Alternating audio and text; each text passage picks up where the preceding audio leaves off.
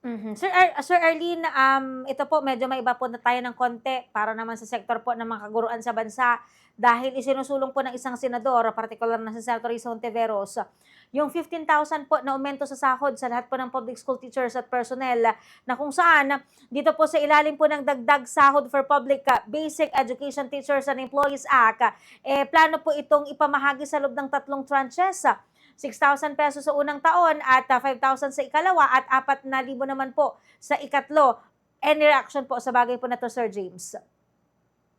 Anything na may kinalaman sa pagtaas o pagbuti ng benepisyo na tatanggapin ng mga guro ay welcome development po sa atin yan, Bombo Justin. Hmm. Tayo po ay natutuwa sa ating pong mga opisyales, sa ating pong mga mambabatas na talagang may pagmamalasakit at mataas ang pagtingin sa ating mga guro at nakikita yung talagang mga kakulangan. Although sa panig po namin sa Action and Solidarity for the Empowerment of Teachers, ang amin pong isinusulong ay hindi po salary increase, Mhm. kundi salary correction. Pag sinabi po natin salary correction, i-correct yung tamang level ng salary grade level na dapat pong tanggapin ng mga teachers. Sa ngayon, kasamang Justin, ito pong entry level ng mga guro ay salary grade 11. Mhm. Pero ang sinusulong po natin, batay na rin po sa matagal na pong naging rekomendasyon ng EDCOM 1, 1991, ano, ay salary grade 17 noon. Pero kami, ang sinusulong natin ngayon ay salary grade 20 dahil na rin po sa mga iba pang mga pagtataas na kailangang habulin. Anyway, maganda po ito kung mapagtutulong-tulungan, anuman na makakabuti, makakagaan at makakapagdagdag sa kalagayang pangkabuhayan ng ating mga guro ay ito po ay welcome po sa atin. Sir James, siguro ano message or nais niyo pa pong ipaabot 'no, sa ating gobyerno, sa ating mga mambabatas, lalong-lalo na sa pagbuo po ng mga panukala at mga batas na may kinalaman po sa kagawaran po ng sektor ng edukasyon dito po sa ating bansa. Go ahead po, Sir James. Well, nagpapatuloy po ang Action and Solidarity for the Empowerment of Teachers.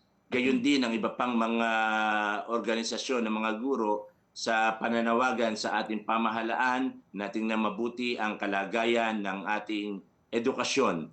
Baka po ah, naglalabas tayo ng mga bagong programa na hindi naman talaga ito ang ugat ng pagdausdos ng kalidad ng edukasyon dito po sa ating bansa. Ang panawagan po natin, pakinggan po ninyo ang daing nung pong mga kaguruan po natin dahil sila po talaga ang nakasalang at nakakaalam ng totoong kalagayan sa bawat classroom ng iba't ibang paaralan dito po sa ating bansa.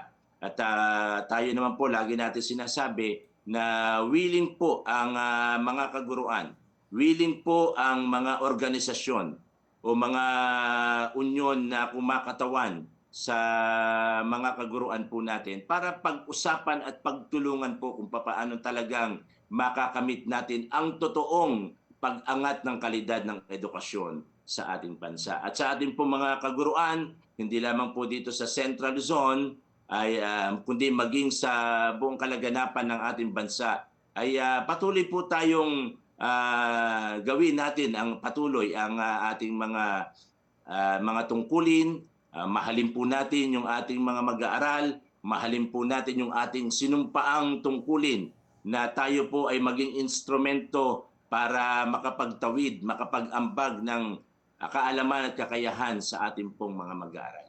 Yun Ay lamang po, Bombo Justin. Maraming salamat po sa inyo pong patuloy na pagtitiwala sa ASERT na maging kaagapay po ninyo sa paghahatid ng mga mahalagang impormasyon sa ating mga kaguruan.